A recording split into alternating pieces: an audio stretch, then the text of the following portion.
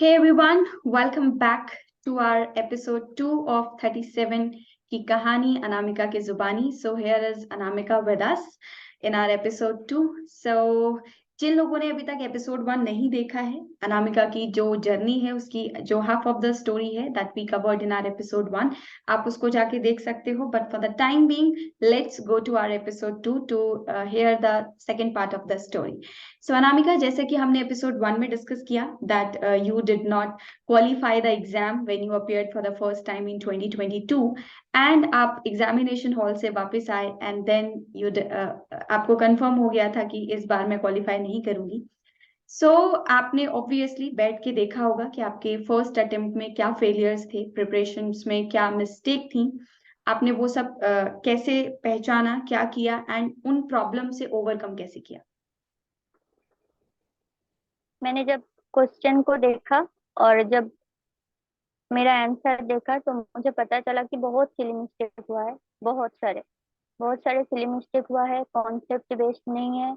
Basic concept जो होता है उसमें गलती है। तो उसके लिए आपको भी मैंने पूछा था कि क्या करे खुद की प्रिपरेशन को और भी ज्यादा स्ट्रॉन्ग करने के लिए। तो राइट. आपने बोला कि बुक्स फॉलो करो, बुक्स राइट. फॉलो करो। फिर मैंने बुक्स पढ़ना शुरू किया। तो ऐसे मतलब जो लूप्स होल थे उसको कवर किया। सो बेसिकली लूप होल्स आपके ये थे कि आपने बुक नहीं पढ़ी. जैसा कि मैं स्टूडेंट्स को हमेशा सजेस्ट करती हूँ कि आप किसी भी एजुकेटर को फॉलो करो, किसी के भी नोट्स फॉलो करो, but still you have to read the book. So पहला लूप होल वो था. दूसरा ये था प्रैक्टिस की कमी थी, इसी वजह से सिली मिस्टेक्स हुए, कैलकुलेशन मिस्टेक्स हुई एंड थोड़ा सा बेसिक जो है वो क्लियर नहीं था. राइट. ये तीन ही लूप हाँ, होल्स थे. टाइम। क्योंकि हाँ, आपने सितंबर में स्टार्ट किया, टाइम कम था, तो आपने बस सिलेबस कवर करने की हाँ, कोशिश करी, थोड़ा डीपली नहीं गए. राइट. ओके. हाँ, सो हाँ। जब आपने दोबारा से प्रिपरेशन स्टार्ट करी, सो ऑब्वियसली आप एक बार सिलेबस को बहुत अच्छे से देख चुके थे. तो सेकेंड टाइम आपने क्या किया? सब कुछ शुरू से पढ़ा या फिर बस कुछ कुछ चीजें कवर करी और क्वेश्चंस लगाए, क्या किया? सब कुछ तो पढ़ा हुआ था। मैंने हाँ. देखी हुई थी क्लासेस। फिर भी आपने फिर पहले से शुरू किया था। फिर आपकी क्लासेस भी करती थी और उस अकॉर्डिंग मैंने बुक भी फॉलो किया राइट. कि जो भी पढ़ा रहे मैम उसको बुक में फॉलो किया, बुक में पढ़ा। उसके अकॉर्डिंग बुक में जो कुछ भी प्रॉब्लम हो थी उसको किया, ओके. पढ़ाई शुरू की। सो अनामिका, कौन कौन सी बुक्स आपने फॉलो करी और आपने बेसिकली हर एक टॉपिक को कवर करने के लिए क्या क्या किया? एक बार फिर से बोलना मैम। मैंने ये पूछा कि आपने कौन सी बुक्स फॉलो करी हर एक टॉपिक को कवर करने के लिए. जैसे आपने लीनियर अलजेब्रा के लिए क्या किया, ग्रुप थ्योरी के लिए क्या किया, ऐसे सो दैट लर्नर्स को पता लगे what you have done. Group theory और लीनियर के लिए मैंने इसके मापा सर की बुक ही फॉलो किया है और ज्यादा कुछ फॉलो नहीं किया। ओके. उसको ही पढ़ा है मैंने बेसिक कॉन्सेप्ट के लिए। हम्म. और और बाकी रियल टॉपिक्स के में, लिए? हाँ, रियल में जो फंक्शन ऑफ वन वेरिएबल है उसके लिए भी इसके मापा सर की बुक फॉलो किया है। और जो सीरीज सीक्वेंस सीरीज है उसके लिए एनसी वाली सर की बुक फॉलो किया है। और उसके साथ साथ पार्टले सर की भी बुक थोड़ी मैंने देखी है। ओके. सो इन बुक्स के साथ में आपने लाइव क्लासेस भी देखी हैं, नोट्स फॉलो किए हैं एंड उसके साथ में ये बुक्स पढ़ी हैं. राइट. ओके. सो ये यस तो मैम। बात हो गई कंसेप्ट्स को स्ट्रॉन्ग करने की. But what about the practice? आपने वो कैसे मैनेज किया? क्योंकि एक्चुअली एग्जाम में होता क्या है, कुछ बच्चों को क्या होता है, क्वेश्चंस लगाने की आदत होती है बट स्पीड नहीं बन पाती है, तो वो टाइम से मैच नहीं कर पाते हैं. तो आपने प्रैक्टिस के साथ स्पीड को कैसे मैच किया? प्रैक्टिस तो कर रही थी थोड़ा बहुत। आपकी क्लासेस में भी किया था मैंने। फिर सागर सर की जो एग्जाम, सागर सर ने जो एग्जाम ली थी उसको दिया था और करियर में थोड़ा टेस्ट लिया था। ओके. उस दोनों को देते देते टाइम मैनेजमेंट तो हो गया था। और आपने बोला था कि कोई भी एग्जाम दो, फिर एग्जाम के बाद उसको एनालिसिस बहुत जरूरी है। Very good. तो यस. वो ही करती थी कि एक एग्जाम आज दिया है तो उसको कल के पहले से सब कंप्लीट कर लेना है कि क्या छूट रहा है, किसमें मेरे को कॉन्सेप्ट क्लियर नहीं है, उसको फिर से बुक में या नोट्स में जाके देखना। ऐसे करके मैंने वो सब ठीक किया।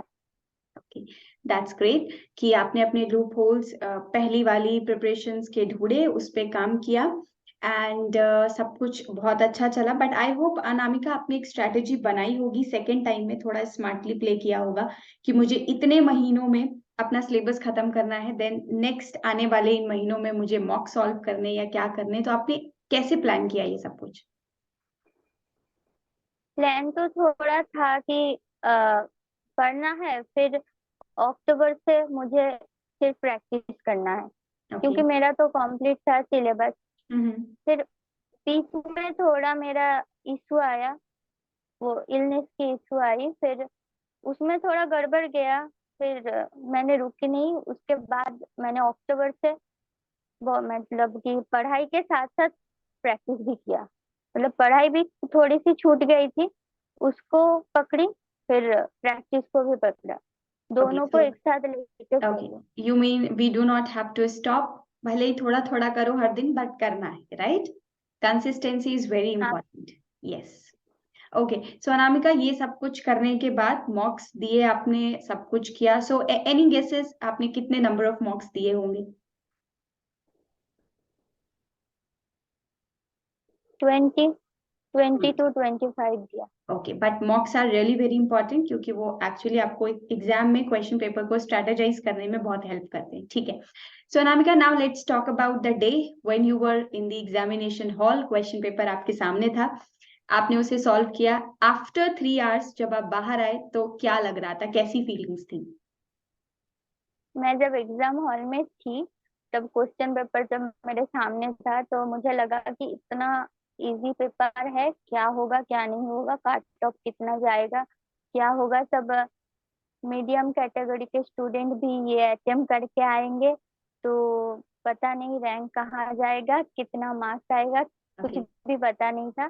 तो फिर मैंने जब बाहर निकला तो ऑब्वियसली सब कॉल कर रहे थे, इधर उधर से कॉल आ रहा था। तो बोला कि ऐसा मत, ऐसा नहीं करना चाहिए, ऐसा इजी क्वेश्चन पेपर नहीं बनाना चाहिए था। फिर भी उसके बाद तो मेरा नींद ही उड़ गया था, 2 दिन से नहीं सोई मैंने कि क्या ओके, होगा क्या नहीं होगा, क्योंकि मैंने बहुत लगन से किया था, तो ऐसा थोड़ा ठीक है। डिप्रेस हो गई थी तब। तो दोस्तों से बात करते करते, इंतजार करते करते फाइनली वो दिन आ गया जिस दिन रिजल्ट आया। सो जब आपने रिजल्ट देखा तो आपको क्या लगा? वो आपने जो एक्सपेक्ट किया था वही था या उससे बेटर आया या कुछ और अच्छा एक्सपेक्ट कर रहे थे? नहीं, क्वेश्चन पेपर देख के तो मेरा कुछ एक्सपेक्टेशन नहीं था, क्योंकि बहुत ही इजी पेपर गया था। हम्म। और इसलिए मेरा कोई आइडिया नहीं था कि क्या होगा क्या नहीं होगा। फिर भी आपने और सागर सर ने भी बोला था कि जो भी जाए जो भी हो, तुम अगर ठीक से कराओगे तो ठीक ही होगा। तो ओके। फिर मैंने रिजल्ट देखा तो खुशी हुई।